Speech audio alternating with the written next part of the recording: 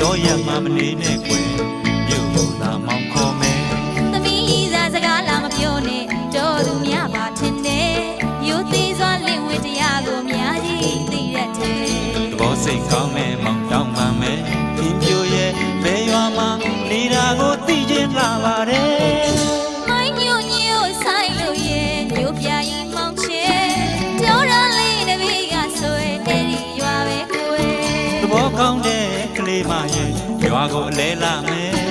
မင်းတို့အိမ်ရောက်တော့ခွဲမောင်ကိုပါကြွေးမယ်အော်ဘစ်တစ်တဲ့လေကြမျိုးတွေကိုဘုံကကြွားမပြခြင်းနဲ့မိုးတို့ကဖားမကြီးစားပြခြင်းတဲ့သဘောကောင်းတဲ့ကလေးမရဲ့မင်းတို့အိမ်မှာမိန်စားခြင်းနဲ့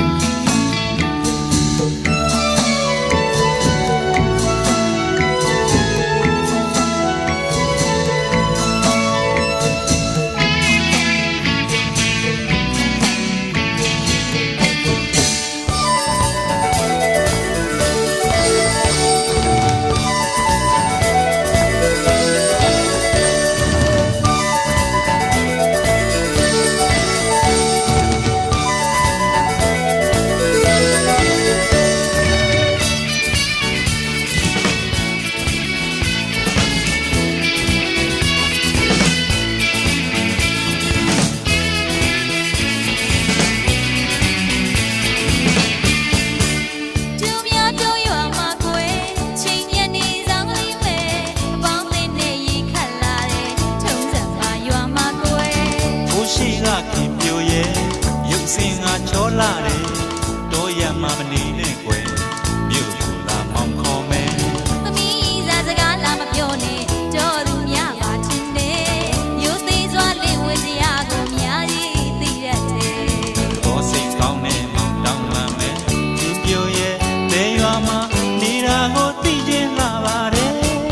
မိုင်းညိုညိုဆိုင်လို့ရဲ့မြို့ပြရင်မောင်ချေပြောရလေးတပည့်ကဆွဲသဘောကောင်းတဲ့ကလေးမရဲ့ရွာကိုလဲလာမယ်